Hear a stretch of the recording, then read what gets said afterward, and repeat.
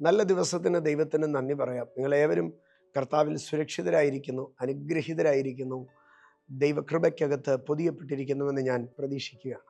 നമ്മൾ യൂദായുടെ ലേഖനം ഓരോ വാക്യങ്ങളായി പഠിച്ചു വരികയാണ്. യൂദായുടെ ലേഖനത്തിൻ്റെ 7 വാക്യങ്ങളെ നാം പഠിച്ചു. എൻ്റെ പ്രതീക്ഷ ഈ 7 വാക്യങ്ങളിലെ ഏത് വാക്കുകൾ എടുത്താലും നിങ്ങൾക്കതിൻ്റെ അർത്ഥം മനസ്സിലായി കാണും.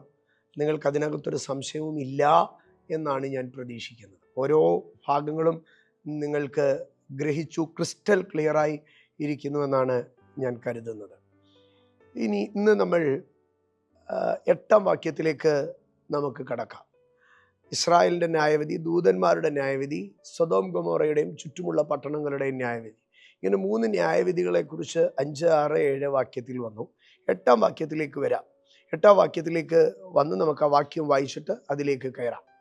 ഇങ്ങനെയാണ്: അങ്ങനെ തന്നെ ഇവരും സ്വപ്നാവസ്ഥയിലായി ജഡത്തെ മലിനമാക്കുകയും കർത്തൃത്വത്തെ തുച്ഛീകരിക്കുകയും മഹിമകളെ ദുഷിക്കുകയും ചെയ്യുന്നു. ശ്രദ്ധിക്കണമേ, സ്വപ്നാവസ്ഥയിലായി ജഡത്തെ മലിനമാക്കി കർത്തൃത്വത്തെ തുച്ഛീകരിച്ചു, മഹിമകളെ ദുഷിച്ചു. 4 സ്റ്റേജസ് ആണ് പറയുന്നത്. 4 സ്റ്റേജസ്. അവിടെ ഒന്നാമതായി പറയുന്നത് ഇങ്ങനെയാണ്: സ്വപ്ന അവസ്ഥയിലായി എന്ന് പറയുന്നു. സ്വപ്നാവസ്ഥയിലായി. ഇതിന് ഇംഗ്ലീഷിലൊരു വേർഷനിൽ പറയുന്നത് ദേ റിലൈ ഓൺ ദെയർ ഡ്രീംസ് എന്നാണ് പറയുന്നത്. ദേ റിലൈ ഓൺ ദെയർ ഡ്രീംസ്. അവരുടെ സ്വപ്നങ്ങളിൽ അവർ ആശ്രയിക്കുകയാണ്. നമ്മളൊക്കെ പറയത്തില്ല, അവൻ സ്വപ്ന ലോകത്താണ് ജീവിക്കുന്നതെന്ന്. സ്വപ്നങ്ങളിൽ ആശ്രയിച്ച് ജീവിക്കുക. റിയാലിറ്റീസിലല്ല, യാഥാർത്ഥ്യങ്ങളുമായിട്ട് അവർ പൊരുത്തപ്പെടുന്നില്ല, സ്വപ്നാവസ്ഥയിലേക്ക് പോവുകയാണ്. ഞാൻ അവയിൽ വിശദീകരിക്കുന്നില്ല, അതിനപ്പുറത്തെ തലത്തിലേക്ക് കയറുകയാണ്. സ്വപ്നാവസ്ഥയിലായി. അടുത്തത് ജഡത്തെ മലിനമാക്കുക. എൻ്റെ സഹോദരങ്ങളെ, 7-ാം വാക്യത്തിൽ നമ്മൾ വായിച്ചത് അന്യജഡത്തെ മോഹിച്ചു എന്നാണ്. എന്നാൽ 8-ാം വാക്യത്തിൽ പറയുന്നത് സ്വന്തം ജഡത്തെ മലിനമാക്കി.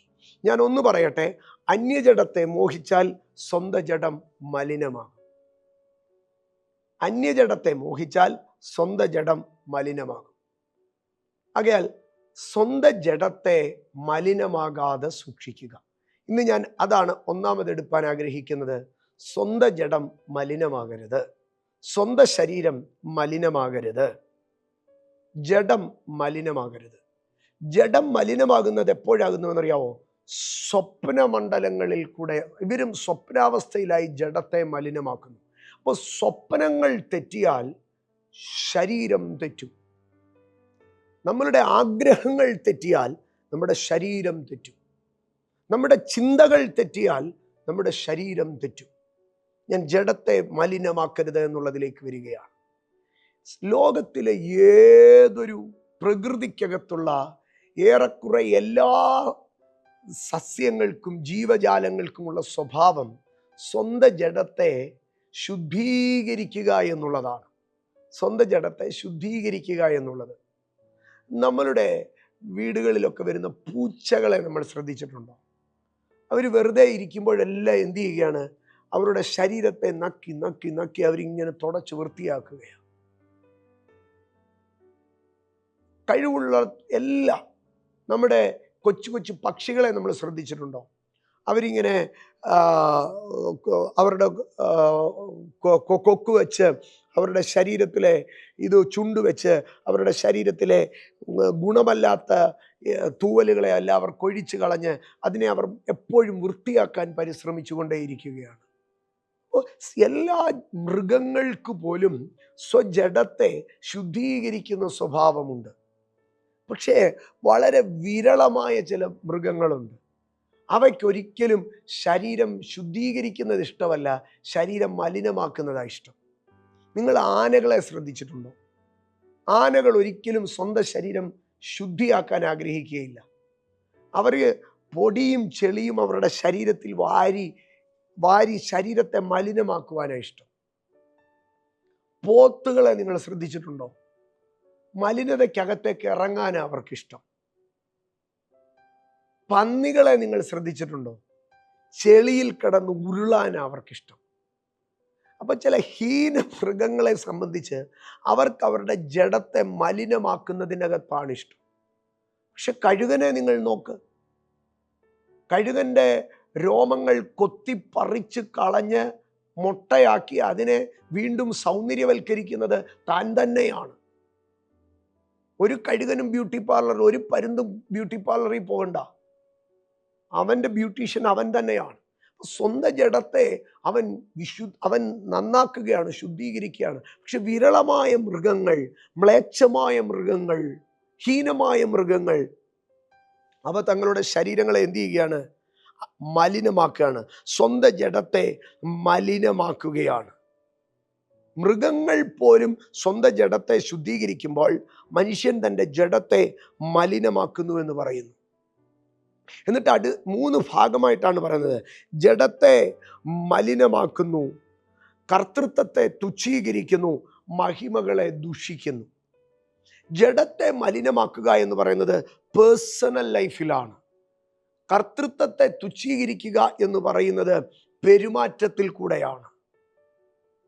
മഹിമകളെ ദുഷിക്കുക എന്ന് പറയുന്നത് വാക്കുകളിൽ കൂടെയാണ്, പബ്ലിക്കായിട്ടാണ്. ഒരു മനുഷ്യൻ്റെ അകത്തു കിടക്കുന്ന പാപം ഒരു ദിവസം കൊണ്ട് മാനിഫെസ്റ്റ് ചെയ്യപ്പെടത്തില്ല. അവൻ്റെ ജഡത്തെ അവൻ മലിനമാക്കും.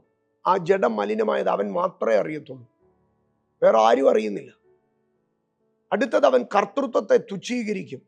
അവനൊന്നും തിരിച്ചു പറയത്തില്ല. കർത്തൃത്വത്തെ തുച്ഛീകരിക്കും, അവനൊന്നും തിരിച്ചു പറയത്തില്ല.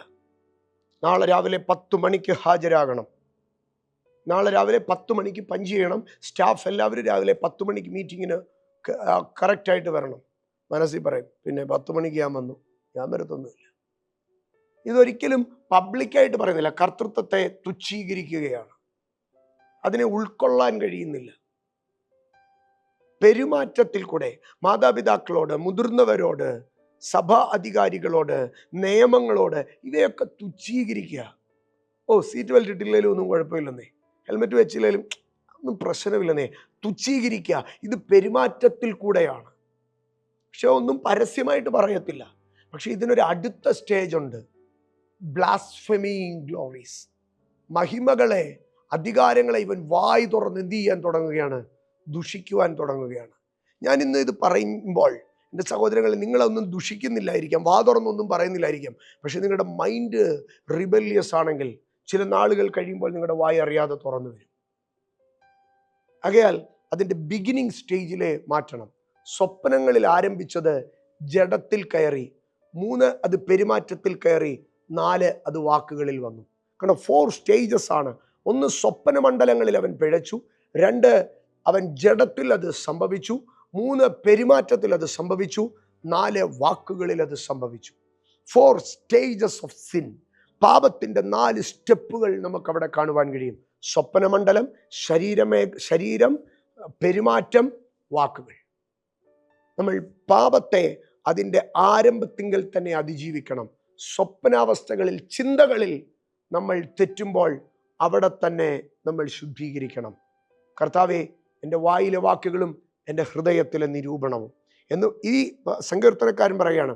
എൻ്റെ വായിലെ വാക്കുകളും എൻ്റെ ഹൃദയത്തിലെ നിരൂപണവും. വായിലെ വാക്കുകൾ എന്ന് പറയുന്നത് ഔട്ട്വേർഡ് എക്സ്പ്രഷൻ, ഹൃദയത്തിലെ നിരൂപണം എന്ന് പറയുന്നത് ഇൻവേർഡ് തോട്ട്സ്.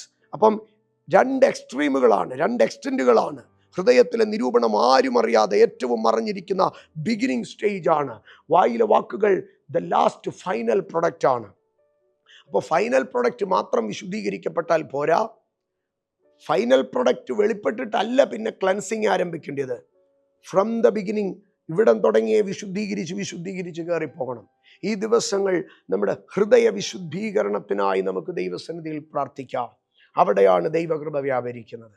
നമുക്കതിനായി ഒരുങ്ങാം. കർത്താവേ, ഹൃദയത്തെ ശുദ്ധീകരിക്കണേ, എൻ്റെ ചിന്തകളെ സൂക്ഷിക്കണേ, എൻ്റെ നിലവുകളെ സൂക്ഷിക്കണമേ, എൻ്റെ നിരൂപണങ്ങളെ സൂക്ഷിക്കണമേ. യൂദായുടെ ലേഖനം ഈ 8-ാം വാക്യം ഒരിക്കൽ കൂടെ വായിക്കാം. ഇവരും സ്വപ്നാവസ്ഥയിലായി ജഡത്തെ മലിനമാക്കി കർത്തൃത്വത്തെ തുച്ഛീകരിച്ച് മഹിമകളെ ദുഷിക്കുന്നു. നോ, നമുക്കാർക്കും അത് സംഭവിക്കരുത്. നമ്മുടെ വായിലെ വാക്കുകളും ഹൃദയത്തിലെ ധ്യാനവും ദൈവത്തിന് പ്രസാദമായിരിക്കട്ടെ. നമുക്ക് പ്രസാദകരമായൊരു ക്രിസ്തീയ ജീവിതം ചെയ്യാം.